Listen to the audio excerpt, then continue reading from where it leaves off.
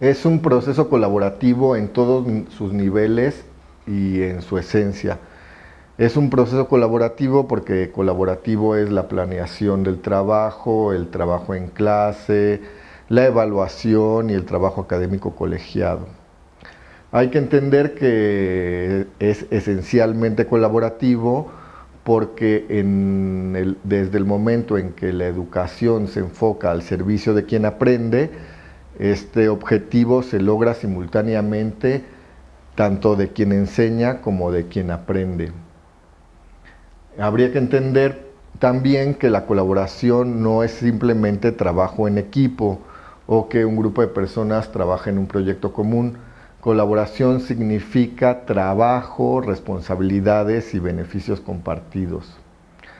Para entender qué es lo que verdaderamente significa la colaboración, nos tenemos que preguntar por las condiciones que la van a constituir, es decir, qué es la justicia, qué es la inclusión, qué significa la autorrealización, qué significa la toma de decisiones conjunta, democrática e informada. Y recordemos que la educación es un proyecto social y en tanto proyecto social solamente puede ser colaborativo.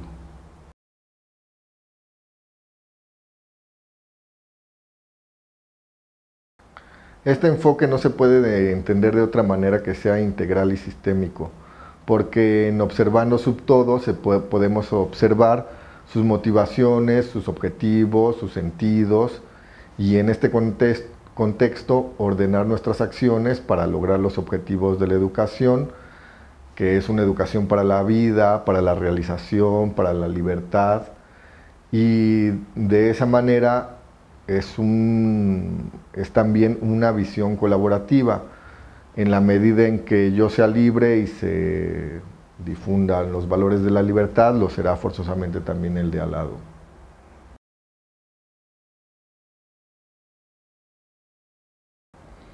Bueno, las condiciones para establecer relaciones de colaboración son 9 y también se deben entender de una manera sistémica. Unas permiten la existencia de las otras y es la existencia de todas las que las hace sustentables y orgánicas. El autoconocimiento es la primera de las condiciones de la colaboración. Sin autoconocimiento no vamos a poder ir a ningún lado. La mayoría de los problemas de las relaciones laborales son problemas no resueltos de las personas llevados a los ámbitos laborales. Pondré un ejemplo. Si a mí me molestaba profundamente que durante la secundaria o mi periodo estudiantil, al no responder de manera inmediata a las preguntas que se me hacían, me molestaba profundamente que algún compañero, algún maestro o alguien me llamara tonto, y yo no tengo resuelta esta situación, lo más probable es que cualquier insinuación, gesto o actitud de alguien que me recuerde eso va a detonar en mí un enojo, un reclamo, un reproche de manera descontextualizada. Entonces, autoconocerme me va a permitir que mi presente no sea invadido por mi pasado. A partir de un autoconocimiento es que podré tener conciencia plena de mis intencionalidades. Si yo tengo conciencia plena de mis intencionalidades, es decir, para qué hago las cosas, es muy probable que entonces a partir de ahí, y no solamente muy probable, sino será condición que a partir de ahí pueda establecer una comunicación efectiva con las demás personas. Comunicación significa mensajes comunes entre dos o más personas. Si nosotros establecemos mensajes verticales, eso no conlleva la percepción de algo que es común, sino más bien conlleva la percepción de una imposición. Para que haya una comunicación efectiva, forzosamente tiene que ser esta asertiva. Asertividad proviene de la palabra italiana acerto y significa afirmación. Asertividad significa comunicación para afirmarse en el mundo. La persona asertiva es la que habla clara, positiva y propositivamente. Se responsabiliza a partir de utilizar un lenguaje emocional, que quiere decir que, pondré un ejemplo, si en el ámbito del trabajo académico colegiado voy a expresar un malestar, no es lo mismo decir: compañeros, con esto que se está discutiendo aquí, yo me siento incómodo, me siento desagusto, porque creo que no son los puntos que se deberían de tocar. Eso es muy distinto a decir: ustedes me hacen. En el primer ejemplo me responsabilizo por mí y por mis emociones.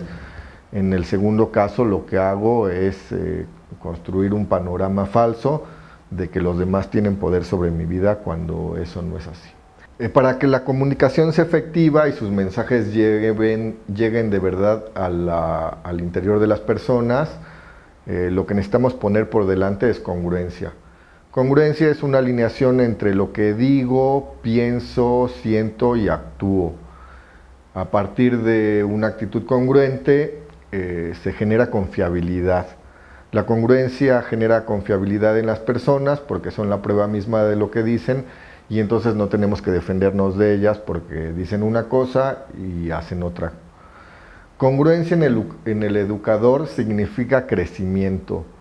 Para nosotros poder dar educación tenemos que entrar en un proceso de formación continua para estar generando esa circulación energética que se necesita para la educación.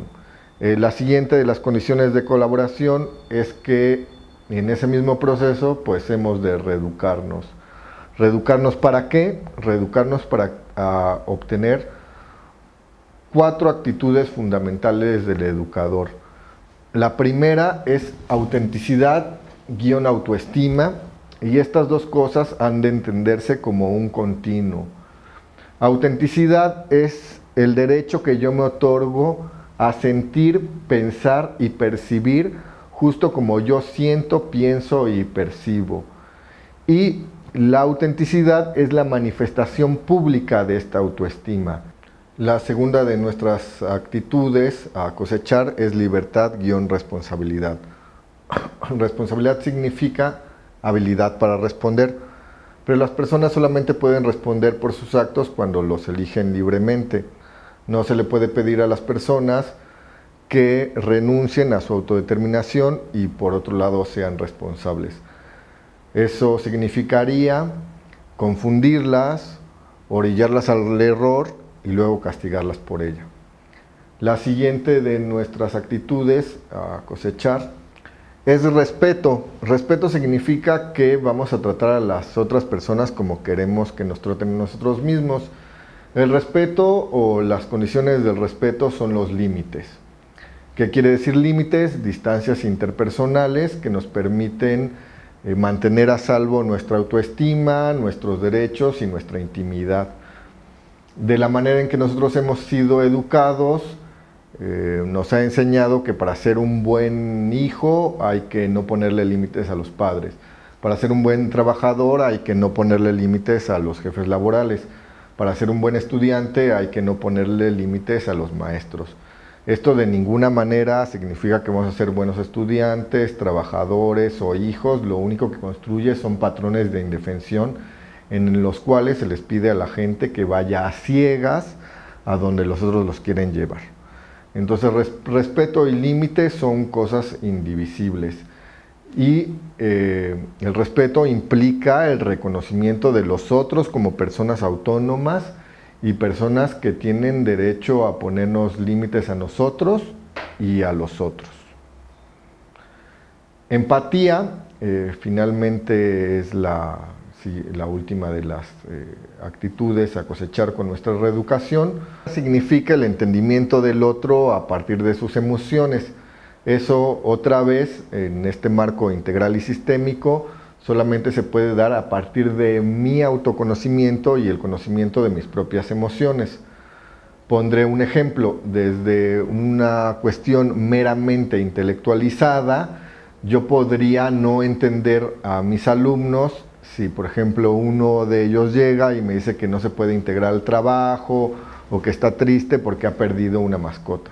Entonces, si en mis intereses personales no está el tener una mascota, yo puedo pensar que lo que le sucedió a mi alumno le hizo un favor porque le quitó de encima las responsabilidades, el trabajo, la limpieza que implica tener una mascota, pero desde mis emociones lo que sí sé, porque es una experiencia humana y universal, es lo que se siente tener una pérdida significativa.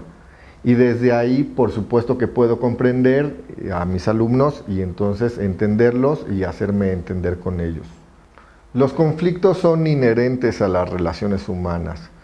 Pensar que nos vamos a sumar al enfoque de la reforma, que vamos a entrar a un proceso de crecimiento personal, de desarrollo humano, de ninguna manera se tiene que entender como una salvación. La vida no es algo de lo que nosotros tengamos que salvarnos y en esas condiciones de la existencia y de las relaciones humanas están los conflictos. Lo que nosotros vamos a aprender, y lo cual es otra de las condiciones para establecer las relaciones de colaboración, es la resolución no violenta de conflictos. ¿A través de qué? A través del diálogo, a través de la negociación, a través de la tolerancia, y aquí la tolerancia requiere un análisis particular. La tolerancia vale para las opiniones, vale para las ideas, no vale para los insultos, no vale para las agresiones. Y los 4 niveles de la tolerancia, el primero tiene que ver con que nadie puede imponer su propia visión de lo que es digno de hablarse para impedir que los otros hablen. El segundo de los niveles de la tolerancia tiene que ver con el principio democrático, que es que la democracia se alimenta de la diversidad, de las contradicciones que implica esa diversidad y de los conflictos que conlleva esa diversidad. La tercera de las dimensiones de la tolerancia tiene que ver con que entendamos que lo contrario de una idea profunda es otra idea profunda. Esa otra idea profunda, al igual que la mía, contiene una verdad. Y si me relaciono con esa verdad, entonces podré ejercitar mi tolerancia. Entender la tolerancia en el último de sus niveles es entender también la propia falibilidad. Es decir, que podemos estar en un error porque nuestros puntos de vista están construidos a partir de nuestra historia de vida, que implica nuestras creencias, nuestros dolores y nuestras mismas equivocaciones.